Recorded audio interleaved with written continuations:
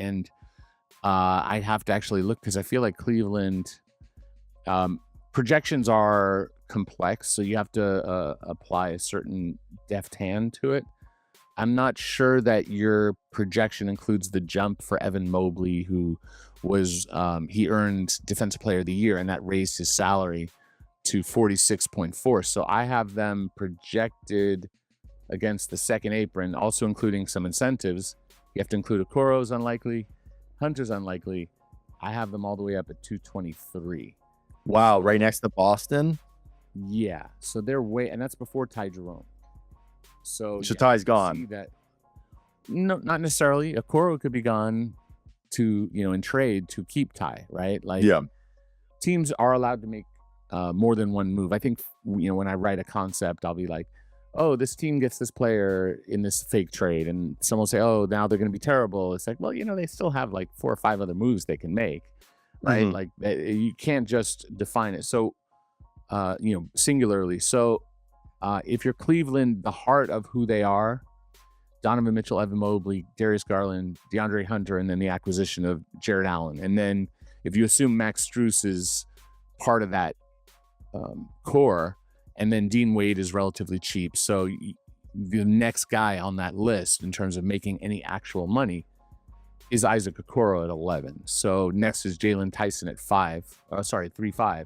So even if they got out of 3.5, right? Let's say they traded Jalen Tyson for nothing. That only barely moves the needle. So it's really just the math says to me, either A, they have to break up their core in some fashion. B, they don't care and will just stay above and don't care that they're this high. That's fine. They could stay the team they are. They can keep or not keep Ty Jerome and just pay more tax. They would only have minimums to add talent, but like the Suns didn't have success, but they did add some quality minimums. The Bucks didn't have success. They added some quality minimums. Gary Trent and Taurean Prince were regular rotation guys. So when you look at the Cavs, A, they have to break up their core. B, it doesn't matter. Or C, they can do a little of both, which is not breaking up their core, but getting out of an Okoro to trim it. Okoro only making 11 probably means they can't get all the way under that second apron, but you take step after step, and teams don't mind theoretically living in it for 1 year above the second apron, because the penalties don't really kick in until it's multiple years. That's when you start to get frozen draft picks down the line. Your first round pick gets frozen. You can dip into above the second apron for a year, but teams don't want to be there for any long period of time. So I'm curious to see what this means for the Cavs long term, but they don't have to decide long term today. They can decide how they're going to approach this year, and it may be any of those pathways. I would guess that Okoro is, I don't think he has tremendous value. I don't think he did a lot. He's a solid. Gatto said repeatedly that the Hornets were like the one team and the Nets were the ones that had interest in sign and trading him. So my assumption. Right, but that was then, right? Did he do enough this year to warrant for them to say, oh, this is a guy who we thought he was? Because a team's projecting most of the time, especially in a young player, that they're going to be X. And if you can get them at a price below what you think X is worth, and then develop them to a price above that, right? They're delivering more than you're paying. Then you've succeeded, right? That's a very valuable thing in this NBA, to get better talent at a lower price. That's basic economics, right? So, but then when he stays with the Cavs, has an okay year, was hurt a bit, then he was okay, and then in the playoffs he didn't perform particularly well. Now the whole team didn't perform particularly well, but if we're looking at recency bias, which probably isn't a great way to build your team, but human beings are guilty of, including general managers and front offices, you might look at Gary Trent and see that, man, look what he did in the playoffs. He had 2 30-something point games, hitting a zillion threes that were insane. Maybe we'll look at that he had an okay season, a good season, not a great season, but we'll look at that and be more attracted to him as a player than maybe we should. With Okoro, maybe the Hornets are looking at him and saying, yeah, like in our environment where he really gets a chance to play and have a bigger role, he'll be more than what he was, and that it's situational why he performed poorly because he's just not a priority on this team, and the shots he's getting are not his shots, right?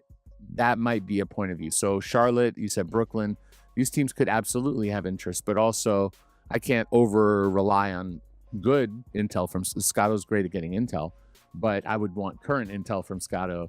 Oh, of course. On it versus but it is important to take those data points because they were existing data points, right? Like we know that from Scotto.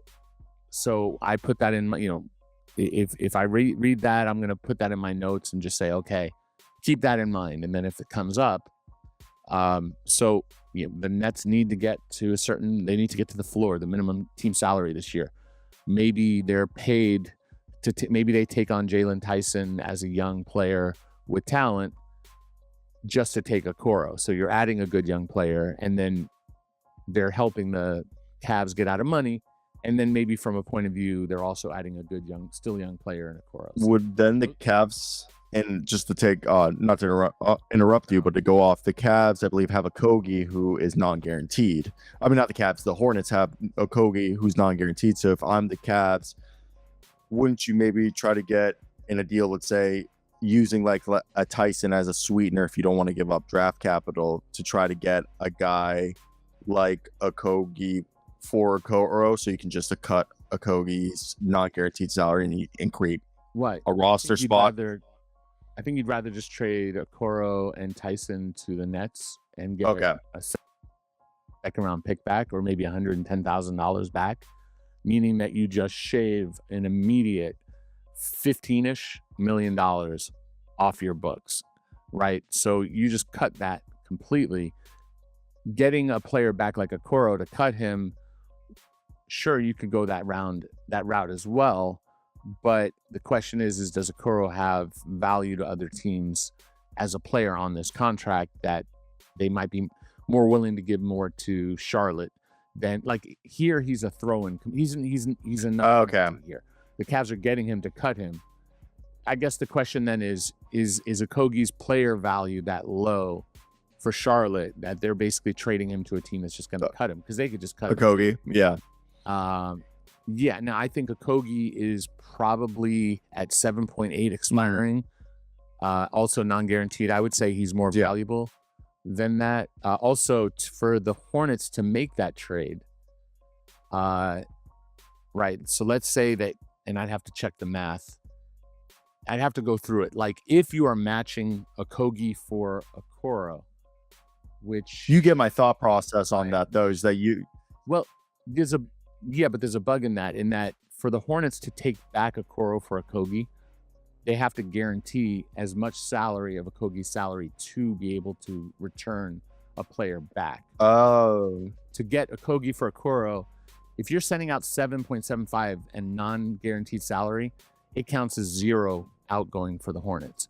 Now, that's not prohibitive, because they do have assuming they're over the cap, which is my projection, they would have their non-taxpayer mid-level exception. Let me double check where they are against the cap. So it bites them if they did this trade, basically, because they would have to eat into their exceptions instead of just using cap space or the salary to match that, because it's non-guaranteed, is what you're saying. Right. Like they could do what you're describing, and I'd have to go through the math to make sure it works. But let's say they can guarantee Okogie and then get Okoro for him, then that defeats the purpose of what you're saying for Cleveland if you're just cutting him. Or they could do that, but then use their non-taxpayer mid-level exception to take in Okoro. So it doesn't make sense for either party. Probably.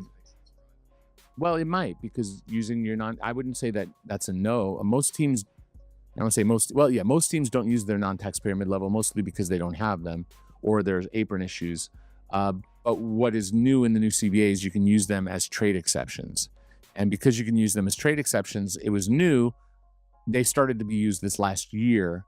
And because they started to get used this last year, teams might look at it as like, oh, let's not spend our mid-level.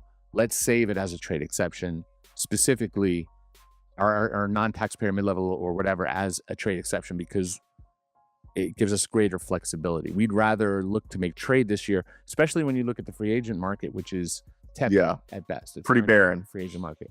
So, right. So if you're if you're the Hornets and you're saying the best player that we can get is Okoro, then you can use your mid-level exception to just take an Okoro. But at that point, you might not even trade a Kogi. You might just use that and keep a Kogi and try to trade him to somewhere else anyway, because he might have value to someone else. So you might be able to, at that point, I don't think the Cavs would even want a Kogi. They don't need a Kogi. They're trading him in this cycle just to waive him. So, but again, like if the Nets aren't interested, then that's not an option. And so if Charlotte is the only team, then you have to get into these kind of depths of negotiation of what makes sense for each team. And Cleveland's probably like, yeah, we can't take any salary back. And the Hornets are like, well, we'll do a Kogi. And they're like, well, you could send a Kogi to a third team, but we can't take him. And that would be under the premise that he's being guaranteed. So then they have to get a third team. Or they could say, we'll do it without a Kogi via your mid-level. And the Hornets would say, well, we're saving our mid-level for something else. Or they'll say, absolutely. You know what I mean? So just off of the cuff, Jalen Tyson, I love for these conversations. I would love to see like one of these deals actually happen from the, I have seen a couple of these before where I've had a conversation and then like a week or so later, something very similar happened. Jalen Tyson is at 4. So Charlotte could theoretically just take in Okoro and Jalen Tyson into both of their exceptions because they'll have the biannual as well. You have that every other year. So, but we're talking about them adding about 15 million, and just I always do a quick tax check because a team like Charlotte shouldn't and won't be paying the tax. That makes sense. Yes, they're under the tax in this theoretical. They're adding 2 players. Then the next issue is that they are at 17 players, including their second round pick from New Orleans, their own second round pick. They could certainly put one of those 2 on a 2-way, but I think they're pretty high picks. So usually in that high, you're not doing that. And they have their own first. And so then it's like, well, how do you clear a couple roster spaces? Maybe they could get out of, they would probably keep Diabate. I thought he played well enough for them. But at that point, they're probably either cutting or trading a Kogi somewhere else and maybe getting out of Daquan Jeffries and then seeing if there are any other bigger moves. So it's within the realm of reason. But these are the kind of like nuances and details I go through to sort of make sure that a fake trade, which Bleacher loves from fun rate, that it makes sense. And I put the thought into not just like we're talking about how to save the Cavs money, and now we're talking is Diabate or Daquan, who both had great years on minimum deals, right? So like Jeffrey's and he's 2 years, by the way. He's got and his non-guaranteed, right? All not right, very flexible deals. So either they like him or they don't. He played well enough for them on a terrible team. So we'd have to, but they could look to get out of Grant Williams. They could look at get out of Josh Green, John Saloon, who's terrible, or even Melo or Bridges or Grant Williams, etc. Like they could completely go in different directions as well. So I generally don't make the premise of like, oh, this team completely changes direction in their star players or core players without some level of intel.